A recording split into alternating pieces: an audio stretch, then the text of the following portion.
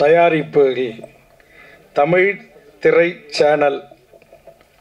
தமிழ் என்பது வெற்றியை குறிக்கும். கண்டிப்பாக இந்த படம் வெற்றி பெறும் என்று முதலில் நான் வாழ்த்தி, இரவு பறவை என்கிற இந்த திரைப்படத்தை எழுதி இயக்கி பல்வேறு கடினமான சூழலில் பொருளாதார நெருக்கடியில் அருமை சகோதரர் வேதாஜி பாண்டியன் அவர்களும், அவருக்கு உறுதுணையாக தயாரிப்பில் எனது ஊரை சார்ந்த டாக்டர் பாண்டியன் அவர்களும் உதவி செய்து இன்றைக்கு நம்முடைய போற்றுதலுக்குரிய நாடாளுமன்ற உறுப்பினர், எங்கள் மாவட்டத்தின் மைந்தர், எங்கள் மாவட்டத்தின் பிரதிநிதி, இந்த கதையை நம்முடைய இயக்குனர் அவர்கள் வடிவமைத்திருக்கிறார்கள் அல்லவா, எழுதி இயக்கியிருக்கிறார்கள் அல்லவா, இதுக்கு உண்மையிலேயே செயல் வடிவம் தர வேண்டும் என்றால் அது தமிழக சட்டமன்றத்தால் முடியாது, இந்திய நாடாளுமன்றத்தால் தான் முடியும்.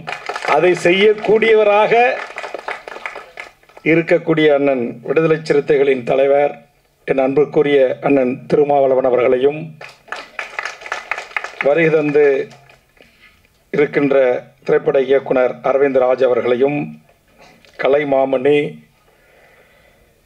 மதிப்பிற்குரிய நான் அவரை சினிமா சின்ன வயசுலேருந்து படங்களை பார்க்கும்போது வரும், அப்படியே சண்டை பயிற்சியெல்லாம் இன்றைக்கி பல நிகழ்ச்சிகள் இதுமாரி ஒன்றா பேசுகிறதுக்கு பார்க்குறதுக்கு வாய்ப்பு கிடைத்து, தமிழர்களுக்கென்று தனியாக ஒரு அமைப்பை உருவாக்கி அதற்கு அவருக்கான பல்வேறு மிரட்டல்கள் உருட்டல்கள் எல்லாவற்றையும் எதிர்கொண்டு நீங்கள் எல்லா கதாநாயகர்களையும் கையாண்ட உங்களுக்கு இந்த உருட்டல் மிரட்டல் எல்லாம் ஒருபோதும் நீங்கள் கவலைப்பட வேண்டாம்.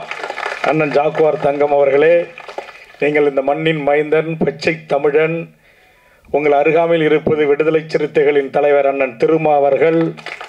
அந்தாண்ட நான் உட்காந்துருக்கிறேன். எங்களை 2 பேரை தாண்டி உங்களை இங்கே வந்து நடிக்க வந்தவன், அல்லது சங்கம் துவக்க வந்தவன், அல்லது தென்னிந்தியா முழுக்க சொந்தம் கொண்டாடுறவன், ஒரு துரும்பை கூட உங்கள் மீது படாது.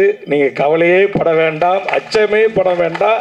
அதனால் தொலைபேசியில் அடிக்கடி அண்ணன் பேசுவாங்க, வாழ்த்துவாங்க. தமிழ் வாழ்வுரிமை கூட்டமைப்பு சார்பாக நிகழ்ச்சிகளை நாங்கள் முன்னெடுக்க போது, நீங்கள் தென் தமிழ்நாட்டின் தமிழன், திருநெல்வேலி எதில் வீரம் என்று உங்களுக்கு தெரியும், நான் சொல்லக்கூடாது. அதனால் இனி உங்கள் வாயால் வந்தேரிகளாலோ அல்லது வேறு நபர்களாலோ உங்கள் உயிருக்கு அச்சம் பயம் என்கிற வார்த்தை வரக்கூடாது. நாங்கள் இருக்கிறோம் என்பதை முதலில் பதிவு செய்து, அதுபோன்று இங்கு தமிழ் திரைப்பட சிறு முதலீட்டாளர் தயாரிப்பாளர் சங்கத்தின் சார்பாக வாழ்த்திய அன்பு செல்வன் அவர்களுக்கும், வருகை தந்திருக்கின்ற எங்கள் அண்ணன் திருமா அவர்களை இயக்கிய இயக்குனர் செல்வகுமரன் அவர்களுக்கும், அன்புதுரை, கமலக்கண்ணன், ரங்கராஜன், பாண்டியன், சங்கர், உமாசங்கர், ராஜா, படத்தில் நடித்திருக்கிற அரசியல்வாதியாக நடித்திருக்கிற நிழல் ரவி, குல் சுரேஷ், அனீஷ் பிரபு, சக்திவேல், மதுரம் அம்மா உள்ளிட்டவர்களுக்கும், இன்னும் நிறைய பேர் படிச்சுக்கிட்டே போகணும், எழுதி கொடுக்க சொன்னேன், யாரும் கோபித்து கொள்ளாதீர்கள். அதுபோன்று இந்த எனக்கு வந்து அமர்ந்த உடனேயே அந்த பாட்டு, அது குறிப்பாக நான் பிறந்து வளர்ந்து எல்லா இடங்களிலும் சுற்றி திரிந்த எங்கள் கடலூரில் தொடங்கி ராமாபுரம், வள்ளலார் பிறந்த வடலூர், விருத்தாச்சலம், சிதம்பரம், பிரத்யோகமாக என் தொகுதி பண்டுட்டி, என் தோட்டத்தில் இருக்கிற பலாப்பழம், அப்புறம் என் தொகுதியில் இருக்கிற அக்கடவள்ளி, என் தொகுதியான நெல்லிக்குப்பம். ரொம்ப நன்றி. இந்த பாடல் ஆசிரியர் புண்ணியவன் யாருங்க, ரொம்ப மகிழ்ச்சி. ஏன்னா எனக்கு ஒரு ஆதங்கம் உண்டு. என்னதான் இருந்தாலும் இந்த மண்ணின் மீது ஒரு ஈர்ப்பு, ஒரு பாசம் இருக்கும்ல. எனக்கும் இருக்கும், எங்கள் அண்ணன் திருமாவுக்கும் இருக்கும், அண்ணன் ஜாக்குவாருக்கும் இருக்கும், எல்லாருக்கும் இருக்கும் அந்த மண்ணின் மீது. உலகத்துக்கே ராஜா வந்தாலும் தாய்க்கு பிள்ளைதானு சொல்லுவாங்கல்ல, அந்த மாதிரி கொங்கு நாட்டை பற்றி அந்த மொழியில் அந்த கலாச்சாரத்தை குறித்து படம் வரும். தென் தமிழ்நாட்டு குறிப்பாக மதுரை திருநெல்வேலியை மையமாக வச்சு படம் வரும் நிறையா. நம்முடைய தமிழர்களுடைய அந்த குடும்பம், உணவு முறை, பண்பாடு, சண்டை, வீரம், திருநெல்வேலினா அருவா, மதுரைன்னா ஜெகர்தாண்டா, அப்புறம் இன்னும் நிறையாவும் இருக்குது. வீரத்துலேயும் மதுரைக்கு குறைஞ்சது இல்லை. தமிழர்கள் என்றாலே வீரம் தான், அது எந்த விதம் இல்லை. ஆனால் எங்கள் இந்த நடுநாட்டு மக்கள் இருக்காங்கள்ல, நான், அண்ணன் திருமா, எங்கள் தயாரிப்பாளர் பத்திரக்கோட்டை, இந்த புலியூர்கள், என்ன அது படம் புலியூர், ஒரு அந்த அப்படியே இயக்குனர் என் ஊரை விட்டிங்க, தயாரிப்பாளரே என் ஊர் மதுரை பத்திரக்கோட்டை தான், என் ஊர் புலியூர். அதனால் புலிக்கு எனக்கு சொந்தம். வாய்ப்பு இருந்தால் எங்கேயாச்சும் இடையில கொஞ்சம் புலியூர் அப்படின்னு சேர்த்து ஒரு வரிகளை, ஏன்னா என் ஊரை சேர்ந்த பாலமுருகன் தம்பி கூட நடிச்சிருக்கிறான், என்னுடைய உறவினர் பையன். அதுக்கு எதுக்காக சொல்ல வரேன்னா, அதை கேட்கும்போது உண்மையிலேயே நான் ரொம்ப ஒரு நெகிழ்ந்துட்டேன். ஏன்னா இதில் நிறைய படங்கள் பார்க்குறோமே, தங்கர் பச்சை அந்த முந்திரி கோட்டை பொறுக்கிறத, பலாப்பழம் போகிறத, அவர் அதுக்கு பிறகு பத்திரக்கோட்டையிலேருந்து வந்து ஒரு தயாரிப்பாளர்.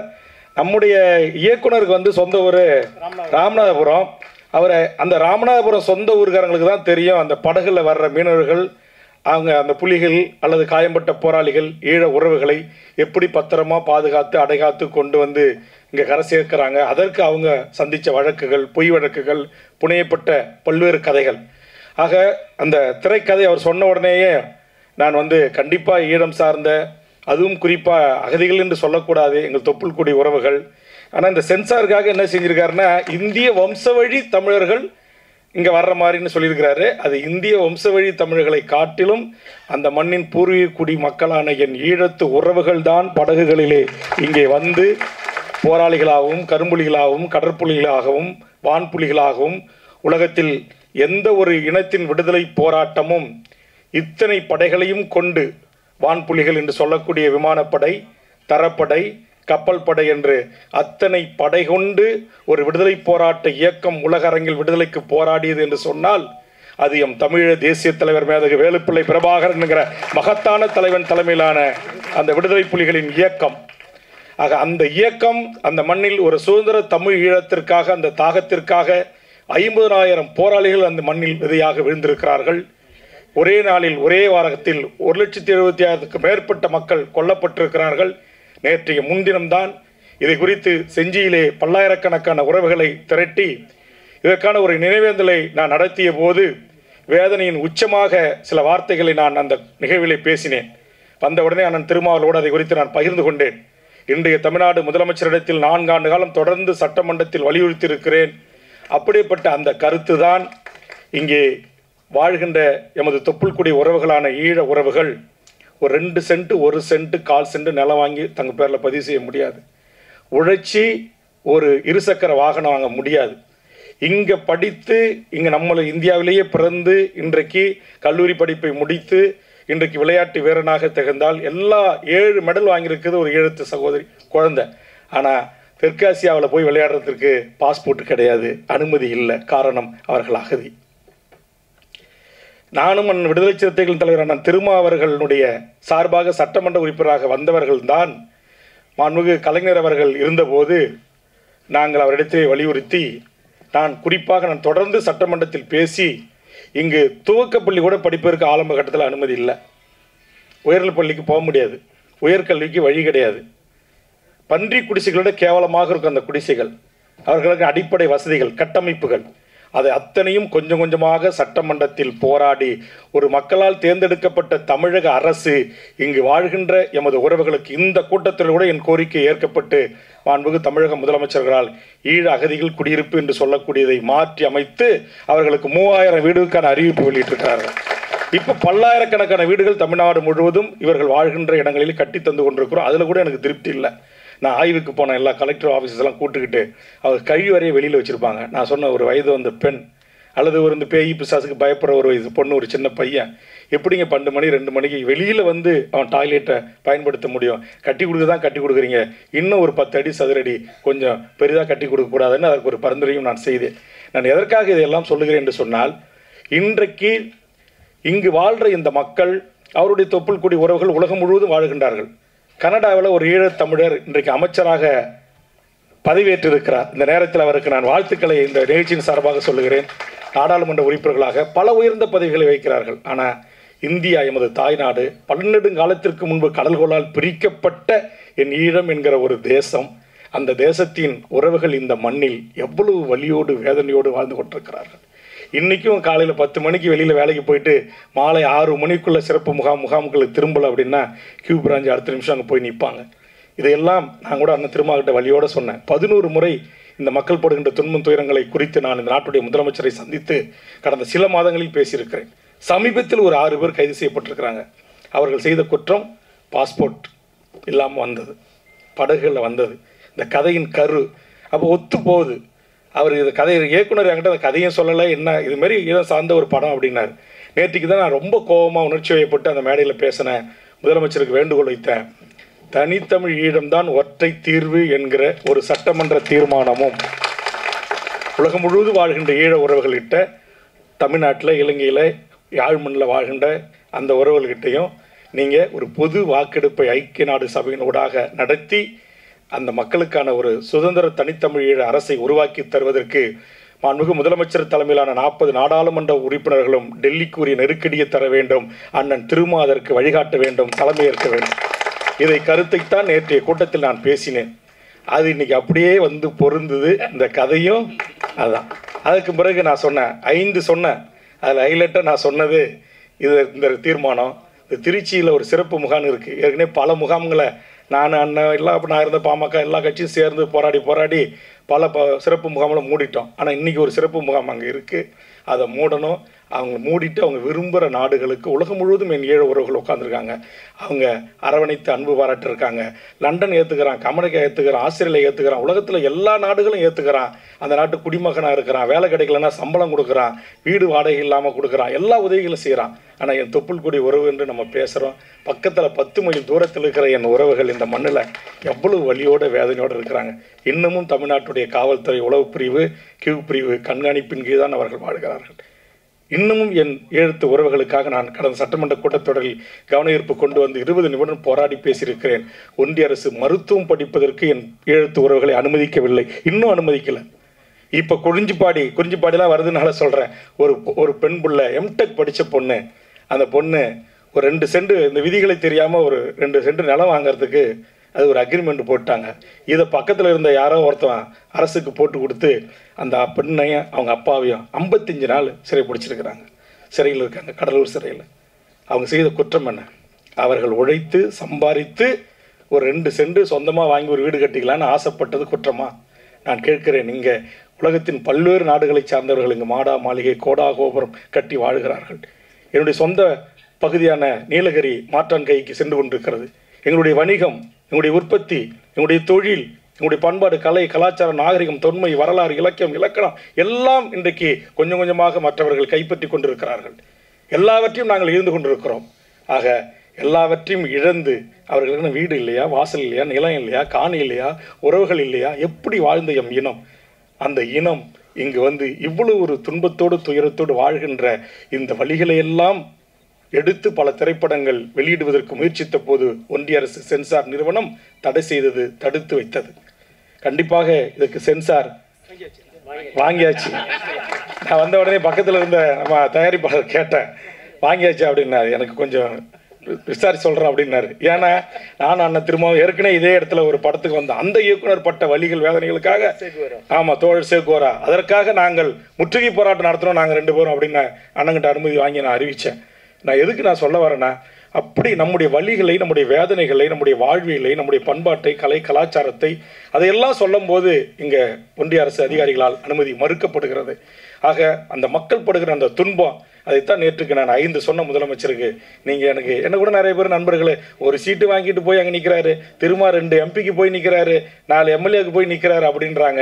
இந்த 2 எம்பியும் இந்த ஒத்த எம்எல்ஏவும் இந்த மண்ணுக்கும் இந்த மொழிக்கும் இந்த மக்களுக்கும் நாடாளுமன்றத்திலும் சட்டமன்றத்திலும் என்ன சாதித்தது என்பதை அப்படி எழுதுறவங்க, அப்படி பேசுகிறவங்க விவாதம் வச்சிங்கன்னா, ஏதோ விடுதலை சிறுத்தைகள் தலைவர் தலித் மக்களுக்கான தலைவர் அப்படின்னு நிறைய பேர் சொல்கிறாங்க.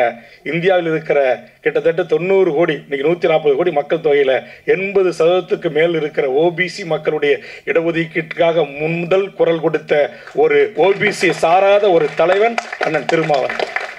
அதுபோன்று இன்னைக்கு சட்டமன்றத்தில் நான் சொன்னேன், எனக்கு சீட்டு கீட்டு நோட்டு எதை பற்றியும் கவலை இல்லை, இந்த தீர்மானத்தை நிறைவேற்றுங்கன்னு சொல்லிட்டு, இந்த சிறப்பு முகாமை மூடுங்கன்னு சொல்லிட்டு, ஈழ உறவுகளில் சில பேருக்கு மாறுபட்ட கருத்துக்கள் இருக்கலாம். ஏன் எங்களை நீங்கள் வந்து ரெட்டை குடிமை வாங்குறீங்க, எங்களை அங்கே நாட்டுக்கு தள்ள பார்க்குறீங்களா, வேறு அனுப்ப பார்க்குறீங்கன்னு விரும்புகின்ற எம் ஈழ உறவுகள், என் தாய்மண், எமது புலிகள் உறவாடிய மீன்பிடித்த எங்கள் யாழ், அம்பாறை, மட்டக்களப்பு, திரிகோணமலை, வன்னிமண்ணை போய் மிதிக்க வேண்டும் என்று விரும்புகிற என் ஈழத்து உறவுகள், விரும்புகிறவர்களுக்கு இரட்டை குடியுரிமை, இரட்டை அந்த அனுமதி கொடுங்கன்னு தான் கேட்குறோம். அது கூட எங்களை சில பேருக்கு விரும்புகிறாங்க. கட்டாயப்படுத்தி அவங்கள போங்கன்னு சொல்லலை. இந்தியா என்பது இது எங்கள் நாடு தான், உங்கள் நாடு. விடுதலை புலிகள் இந்திய ராணுவம் சென்று அங்கு ஏற்பட்ட அந்த பாதிப்பை குறித்து காசி ஆனந்தன் ஐயா அவர்களும் புதுவை ரத்னதுரை அவர்களும் எழுதிய அந்த வரிகள் எல்லாம் இந்த நாங்கள் போய் வருகிறோம் என்று அந்த பாடல் வரிகள் வரும். நன்றி சொல்கிறோம் என்கிற வரிகள் வரும். களத்தில் கேட்கும் கானங்கள் யாகராகங்கள். அந்த பாடல்கள் எல்லாம் நான் கேட்கின்ற போது அவ்வளவு கண்ணீர். நம்மளால் நம்ம இந்திய இராணுவம் சென்று செய்த அநியாய அக்கிரம அட்டூழியங்களை குறித்து. ஆனால் இன்றைக்கி அதெல்லாம் குறித்து எந்த திரைப்பட இயக்குநர்களும் அப்படிலாம் எடுத்து நாம் வாழ்கிற இந்த இந்தியாவை, நம்முடைய இராணுவத்தை, நம்முடைய அரசை யாரும் அப்படி கடுமையான விமர்சனங்களை முன்வைப்பதில்லை. வலிகளை, வேதனைகளை, துன்பங்களை, கணவன் முன் மனைவியை கற்பழித்தான், தகப்பன் தாய் முன் மகளை கற்பழித்தான், எங்கள் பெண் பிள்ளைகளின் மார்புகளை அறுத்து தமிழ்ச்சிகள் கறி வீதிகளில் விற்கப்படும் என்று கம்பிகளில் கோத்தான், என் தாய்மார்களின் கற்பில் இருந்த அந்த பிசுவை காவல்துறையின் துப்பாக்கி முனையில் இருக்கிற கத்தியை கொண்டு கீறி சூஷாக்ஸ் கால்களால் மிதித்தான், தார்களிலே மூழ்கி எடுத்தான், சர்ச்சுகள் மீதும் நல்லூர் கோயில்கள் மீதும் எம் இஸ்லாமியர்கள், தமிழ் இஸ்லாமியர்கள் தொழில் செய்த இல்லங்கள் மீதும் உலகத்தால் தடை செய்யப்பட்ட கொத்து குண்டுகளை, பாஸ்பரஸ் குண்டுகளை போட்டு கொலை செய்தான். இந்த வழிகளை அடுத்தடுத்த தலைமுறைக்கு எடுத்து சொல்லி இவ்வளவு வழி நிறைந்தது நம்முடைய வாழ்வு. இன்றைய ஒரு நுகர்வு கலாச்சாரத்தில், ஒரு குளோபல் உலகத்தில் நாம் வேறு விதமான பண்பாட்டு கலாச்சார நாகரிகத்தில் உள்ளடங்கி நம்முடைய வேரை நாம் கொஞ்சம் கொஞ்சமாக செல்லரித்து கொண்டிருக்கிறது என்று தமிழ்நாட்டு தமிழர்கள் நாம் பேசிக்கொண்டிருக்கிறோம். ஆனால் எமது ஈழத்து உறவுகள் அந்த கலாச்சாரத்தோடு வாழ்ந்தாலும், உலகத்தில் எவ்வளவு பெரிய கல்லூரிகளில் பட்டங்களை படித்தாலும், எவ்வளவு பெரிய நிறுவனத்தில் இருந்தாலும் தாய் மண்ணான எம் ஈழ மண்ணை மறக்காமல் வாழ்கிறார்கள். உலகத்தில் வாழ்கின்ற அத்தனை ஈழ உறவுகளும் அகதிகளாக போனாலும் கூட தங்கள் பிள்ளைகளுக்கு தமிழ்நாட்டுடைய பண்பாட்டு விடயங்களை, ஆதி தமிழரின் பறை இசையை தமிழ்நாட்டு தமிழச்சி தங்கைகள் தம்பிகளை விட என் ஈழத்து தம்பிகள் கற்றுக்கொள்ளுகிறான். ஒவ்வொரு வீட்டிலும் பறை இருக்கிறது. தமிழ மண்ணில் தமிழ தேசிய தலைவனுக்கு கைகளில் எங்கள் கடலூர் மண்ணை சேர்ந்த, கீரனூரை சேர்ந்த என் அண்ணன் திருமாவுக்காக பல பாடல்களை எழுதிய என் அண்ணன் அறிவுமதி அவர்கள் இங்கிருந்து நூற்றுக்கணக்கான பறைகளை அனுப்பி வைத்தார். பறை தமிழர்களின் ஆதி இசை. அதிலிருந்து அல்லது கர்நாடக இசையிலிருந்து பரதநாட்டியம், பரத முனிவரிடம் கற்றுக்கொண்ட இதிலிருந்து என் தமிழ்ச்சிகள், ஈழத்தமிழ் பிள்ளைகள் இன்றைக்கும் அந்த கலைகளை கையளிக்கிறார்கள். தூய தமிழ்களை, தமிழ் பள்ளிகளை உருவாக்கி கற்றுத்தருகிறார்கள். ஆனால் இந்த மண்ணில் இந்த அகதிகளை தமிழ்நாடு அரசு ஏறெடுத்து பார்க்க வேண்டும். முதலமைச்சர் பார்த்து சில நடவடிக்கைகள் எடுத்துக்கொண்டிருக்கிறார். அப்படிப்பட்ட சூழலில் கடந்த காலத்தில் அம்மையார் ஜெயலலிதா அவர்கள் நிறைவேற்றிய ஈழத்தில் நடந்த இனப்படுகொலை தான் என்றும், அதற்கு ஒற்றை தீர்வு பொது வாக்கெடுப்பினூடாக தமிழீழ அரசை உருவாக்கி தர வேண்டும் என்கிற கோரிக்கையும், அதுபோன்று சிறப்பு முகாம் மூடப்பட வேண்டும். அதன் கூட இந்த இரட்டை குடியுரிமை ஒன்றிய அரசு மோடி எதை ஒரு திட்டம் பேசிட்டு இருக்கிறதா கூட நாங்கள் கேள்விப்பட்டோம்.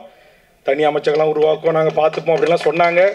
ஒருவேளை நம்முடைய 2 பாண்டியன், தயாரிப்பாளர் பேரும் பாண்டியன், இயக்குனர் பேரும் பாண்டியன், 2 பாண்டிய மன்னர்களுடைய இந்த உருவாக்கத்தில் இருக்கிற இந்த படம் வெளிவந்த பிறகாவது இந்திய நாட்டை ஆடுற அந்த மோடிஜி அவர்களே இந்த இரட்டை குடியுரிமைனாச்சும் கொஞ்சம் வச்சு கொடுங்க. அமெரிக்கா கொண்டு வந்த தீர்மானத்தை நீர்த்து போக செஞ்சீங்க, அதுக்கெல்லாம் நான் வரல. எனக்கு அந்த ஒரு பாட்டிலேயே இந்த படத்தை பிடித்திருக்கிறது. ஒரு சின்ன மாறுபட்ட கருத்து இருக்கிறது, அதை நான் உங்களிடத்திலே சொல்லுகிறேன். இதுபோன்று வழி சுமந்த கதைகளை குறித்து நாம் எடுக்கின்ற போது அந்த ஒரே ஒரு பாட்டு மட்டும் கொஞ்சம் எனக்கு நெருடலாக இருந்தது. ஏன்னா அந்த மக்கள் படுகின்ற அந்த துன்பம். ஆனால் உங்களுக்கு சினிமா படம் ஓடணும், முதல் போட்டுறீங்க. ஏற்கனவே பாவம் 2-3 படம் எடுத்து இயக்குனர், தயாரிப்பாளர் நட்டத்தை சந்தித்திருக்க. நம்ம வந்து பேசிட்டு போயிடலாம், அப்படி வைக்காதீங்க, இப்படி வைக்காதீங்க, அந்த ஆட்டம் தெரியுது, இந்த ஆட்டம் தெரியுது, இது குத்தாட்டம், பாட்டு ரெட்டாசனம், அதெல்லாம் வருதுன்னு. ஆனால் திரை ரீதியாக, வணிக ரீதியாக சில தயாரிப்பாளர்கள், பாடலாசிரியர்கள், இயக்குநர்கள் அது தேவை என்கிற அடிப்படையில் நீங்கள் அந்த பாட்டை வைத்திருக்கலாம், அது தவிர்த்திருக்கலாம் என்பது என்னுடைய தனிப்பட்ட கருத்து தான். அதனால் ஏன்னா நீங்கள் எடுக்கிறது வந்து ஒரு நம்முடைய தொப்புள்குடி ஒருவருடைய வழிகளை, வேதனைகள், அதுவும் அந்த கடல் காட்சி, கேமராமேன் உள்ளிட்ட பாடலாசிரியர் உள்ளிட்ட எல்லாரையும் நான் பாராட்டணும். அந்த நடிகை அவங்க வந்து அப்படியே அந்த தங்கை அப்படியே அந்த அப்பாவை நினச்சி பாடணும். உண்மையிலே எனக்கு வந்து கண்ணீர் வந்துச்சு. அப்படியே அது முழுசாக படம் பார்த்தா உண்மையிலே சிறப்பாக இருக்கும், சிறப்பாக இருக்கணும். ஆனால் என்ன ஒன்று, சிறப்பானதை தமிழர்கள் கொண்டாடுவதில்லை. இந்த படத்தை நாம் கொண்டாடுவோம். இது போன்று ஈழம் சார்ந்து ஈழ தமிழர்கள் சார்ந்து அவர்கள் துன்பங்கள் குறித்து எனக்கு வந்து ஈழம் இதெல்லாம் குறித்து பேசினா குறைஞ்சது ஒரு 5 மணி நேரம் பேசி விட்டிங்கன்னா பேசிகிட்டே இருப்பேன். ஆனால் இப்போ எனக்கு கலெக்டர், எஸ்பி, உயர் அதிகாரி, கமிஷனர்ஸ்லாம் அங்கே வெயிட் பண்ணிட்டு இருக்காங்க. 4 மணிக்கு நான் அங்கே நாளை அஷூரன்ஸ் கமிட்டி சேர்மனாக இருக்கிற அங்கே போய் ஆய்வு உட்படுத்தணும். அதுக்கான ஒரு கூட்டம் அசம்பிளி செக்ரட்டரிஸ் எல்லாரும் ஃபோன் அடிச்சுட்டே இருக்கிறாங்க. இதுக்காக நான் பிரத்யேகமாக கிளம்பி வந்து இப்போ இரவோட ஓடனாங்க கூட்டத்தை நாளைக்கு காலைல மாற்றி வச்சுட்டு போகலான்னு தான் இப்போ கொஞ்சம் நேரம் பேசிகிட்டு இருக்கேன். அந்த அளவுக்கு இப்படி நானே ஒரு உணர்ச்சி வயப்பட்டோம். அண்ணன் திரும்ப சொல்லுவார், நீங்கள் கொஞ்சம் உணர்ச்சி வயப்படக்கூடாது, கொஞ்சம் கோவப்படக்கூடாது, கொஞ்சம் நிதானமாக இருந்தீங்கன்னா நல்லது அப்படிம்பார். ஏன்னா எனக்கு இந்த பொய் பேசுறது, விட்டு கட்டி பேசுறது, அப்படி இப்படி வசந்தம் ஏற்றி இறக்கி பேசுறது, பாட்டு பாடுறதெல்லாம் ஒன்றுமே தெரியாது. என் உள்ளத்திலிருந்து வரும் வார்த்தைகள் அது பல பேரை காயப்படுத்தலாம், அதை பற்றி எனக்கு கவலை இல்லை. ஆனால் அது உண்மை என்று எனக்கு தெரிந்தால் நான் ஓங்கி உரத்த பேசுவேன். அப்படி தான் பேசியிருக்கிறேன். அப்படியேப்பட்ட என்ன எதுக்கு கூப்பிட்டுருக்காங்க அப்படின்னா வந்த பிறகு தான் தெரியுது. பட தயாரிப்பாளர் என் ஊருக்காரரு, படித்தவன் நடித்தவன் பூரா என் சித்தம்மாவன் பெரியம்மாவனாக இருக்கிறான், பாட்டு பூரா வருது, பாடல் பூரா வருது, பாடலீஸ்வரர் கோயிலை பற்றி வருது, எல்லாத்தையும் வருது. தங்கர் பச்சானுக்கு அடுத்தது ராமநாதபுரம் சீமையில் பிறந்த நம்முடைய இயக்குனர் அவர்கள் என் மண்ணின் வாசனைகளை என் மாவட்டத்தின் ஊர்கள் பெயர்களை எல்லாம் பாடல்கள் ஆக்கி பார்க்கும்போதே கேட்கும்போதே எங்களுக்கு மகிழ்ச்சியாக இருக்குது. அதனால் இந்த நிகழ்ச்சிக்கு என்னோடு வருகிற அந்த நம்முடைய விடுதலை படத்தினுடைய அசோசியேட் டைரக்டர் நம்முடைய ஜெகதீஷ் பாண்டியன், நம்முடைய வேணுகோபால், புகழேந்தி மாறன், எங்கள் தலித் சக்திவேல் ஊர்லேருந்து வந்திருக்காரு அவர்லாம். அதனால் கடலூரில் எனக்கு நிறைய முகங்கள் இருக்குது. அதனால் எல்லாருக்கும் ஊர்லேருந்து வருகை தந்து இந்த நம்முடைய கடலூர் என்கிற நம்முடைய செம்மண் பூமியை கடல் ஒட்டி வாழக்கூடிய நம்ம மீனவ மக்கள், ஈழத்தமிழர்கள், ஏன்னா நம்ம ஊரில் தான் குளஞ்சாடில் முகாம் இருக்குது, அம்பலாமேட்டில் முகாம் இருக்குது, விருத்தாச்சலத்தில் முகாம் இருக்குது, குறிஞ்சிப்பாடில் முகாம் இருக்குது, ராமநாதபுரத்தை தாண்டி அதிகம் இலங்கை தமிழர்கள் என்று சொல்லக்கூடிய தொப்புள்குடி உறவுகள் வாழ்கிற முகாம் எங்கள் பகுதியில் இருக்கிறது. இன்றைக்கும் ஆண்டுக்கு ஒரு முறை இயற்கை பேரிடர் பிரச்சனை நல்லது கெட்டது அப்படின்னா முதல் உதவியாக நான் போய் நின்று அவர்களோடு தான் நானும் இருந்து கொண்டிருக்கிறேன். அந்த அளவுக்கு அவர்கள் என் மீது மாறாத ஒரு பற்றை தெரிவிக்கக்கூடியவர்கள். அந்த மக்களுடைய மறுவாழ்வுக்காக, அவர்களுடைய சம உரிமைக்காக, சம வாழ்வுக்காக, ஒரு சுதந்திரத்திற்காக இன்னும் பல படங்கள் வர வேண்டும் என்று வாழ்த்தி இந்த படத்துக்கு நாம் அனைவரும் சேர்ந்து வெற்றியை தேடித்தர வேண்டும் என்று இந்த நேரத்தில் கேட்டுக்கொண்டு கொஞ்சம் அதிக நேரம் எடுத்துக்கிட்டால் அண்ணன் கோபித்துக் கொள்ளக்கூடாது என்று மிகச்சிறப்பான பத்திரிகையாளர்கள் இந்த கவரேஜுக்கு வந்திருக்கீங்க. உண்மையிலேயே நன்றிங்க. இந்த மாதிரி படத்துக்கு வந்திருக்கீங்க. உங்களை கை கூப்புறேன் நான். ஏன்னா இன்னைக்கு அதுக்கும் கொஞ்சம் சிவப்பு தோல் வேணும். எல்லாம் படத்தில் நடித்தவங்க பார்த்தா எல்லாம் கருப்பு தோல், கதாநாயகன்லேருந்து துணை நடிகர்கள்லேருந்து டான்ஸ் மாஸ்டர்லேருந்து எல்லாம். ஆனால் கருப்பு தோல், ஈழம், மீனவர் பிரச்சனை, இந்த மாதிரி அகதிகள் பிரச்சனை, இதையெல்லாம் இன்றைக்கி தமிழ்நாட்டில் இருக்கிற சமூக ஊடகங்கள் தான் 1-2 எழுதுது. பெரிய இந்த மெயின் ஸ்ட்ரீம் மீடியாக்கள் என்று சொல்லக்கூடியவங்க இந்த பெரிய பத்திரிகைகள்லாம் கண்டுக்கிறதே இல்லை. ஆனால் இங்கே பல பத்திரிகை நண்பர்கள்லாம் உட்காந்துருக்கிறீங்க. இவ்வளவு தொலைக்காட்சி, இவ்வளோ யூடியூப் சேனல்லாம் வந்திருக்கிறீங்க. இந்த வழி நிறைந்த எம் ஈழ உறவுகளின் இந்த சோக கதையை, சொந்த கதையை உலக தமிழ் சமூகத்துக்கு எடுத்துச் சொல்லுங்கள். ஆளுகின்ற அரசின் கவனத்தின், அவருடைய ஒன்றிய அரசினுடைய காதுகளுக்கு எடுத்து சென்று அவர்கள் சிந்தித்து ஒரு நல்ல முடிவை எடுப்பதற்கு உங்கள் ஊடகம் உரிய வெளிச்சத்தை இந்த திரைப்படத்தின் மீது பாய்ச்ச வேண்டும் என்று அன்பான வேண்டுகோள் வைத்து மிகச்சிறப்பாக இந்த படத்தை தயாரித்து இயக்கி இருக்கிற அத்தனை நல்ல உள்ளங்களுக்கு, எல்லா ஆர்டிஸ்டுக்கும், எல்லாருக்கும் என்னுடைய சார்பாக எல்லாருமே சிறப்பாக பண்ணியிருக்காங்க. எல்லாருக்கும் என்னுடைய வாழ்த்துக்களையும் பாராட்டுகளையும் தெரிவித்து நிறைவு செய்கிறேன். நன்றி, வணக்கம். நன்றி. எம்எல்ஏ அவர்களுக்கு நன்றி. இப்பொழுது